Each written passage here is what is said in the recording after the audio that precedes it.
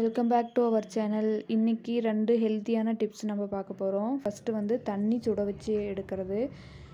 இப்போ இருக்கிற கிளைமேட்டில் வந்து வெறும் சுடு தண்ணி மட்டும் சுட வச்சு எடுக்கிறத விட ஒரு 4-5 துளசி போட்டு அதில் ஒரு கற்பூரவள்ளி இலையை போட்டு நல்லா வாஷ் பண்ணிவிட்டு நல்லா கொதிக்க வச்சு இறக்கி வச்சிடலாம். லைட்டாக வந்து ஸ்மெல் இருக்கும், டேஸ்ட்டில் வந்து எந்த மாற்றமும் இருக்காது. குழந்தைங்களுக்கெல்லாம் ரொம்ப தைரியமாக கொடுக்கலாம், சளி பிடிக்காமல் இருக்கும்.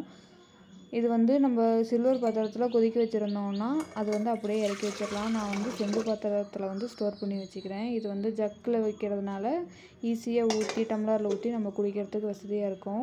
அடுத்தது வந்து ஒரு ஹேர் பேக் வந்து பார்க்கலாம். வெந்தயம் வந்து நைட்டே வந்து ஊற வச்சுட்டேன். அது வந்து மார்னிங் அப்படியே விட்டதுனால கொஞ்சமாக முளைக்கட்டி வந்துருச்சு. அதோட ஒரு 2-3 செம்பருத்தி இலை எடுத்து அதோடு சேர்த்து நைஸாக அரைச்சிக்கிட்டேன். வேறு எந்த தண்ணியும் ஊற்றக்கூடாது.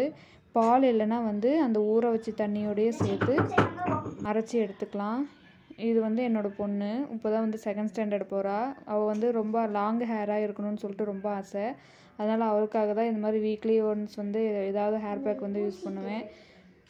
ரொம்ப நல்ல ரிசல்ட் இருக்கும். பாப்பாவுக்கு வந்து ரொம்ப ஷைனிங்கான ஹேர். அதனால் வந்து இந்த மாதிரி எடுத்தால் வந்து வேறு எதுவும் கண்டிஷ்னர் எதுவும் யூஸ் பண்ண தேவையில்லை. இந்த மாதிரி வந்து நல்லா தேய்ச்சி எடுத்துக்கலாம். ஒரு 1/2 அன் ஹவர் ஊறட்டும். ஊறினதுக்கப்புறம் ஹேர் வாஷ் பண்ணிவிட்டு நல்ல ரிசல்ட் இருக்கும். ஹேர் வாஷ் பண்ணியாச்சு. இப்போ வந்து பாருங்கள், தலையிலேருந்து துண்டு மட்டும்தான் அவுழ்த்துருக்கேன். ரொம்ப ஷைனிங்காக இருக்குது. இதிலே வந்து ஹேர் காஞ்ச உடனே எப்போவுமே தலை குளிச்சா ஃப்ரிஞ்ச் பேக் தான் போடுவோம். அவளுக்கு ரொம்ப பிடிக்கும். ரொம்ப ஷைனிங்காக இருக்குது. என்னோடய வீடியோ பிடிச்சிருந்துச்சுன்னா லைக் பண்ணுங்கள், ஷேர் பண்ணுங்கள். தேங்க்யூ.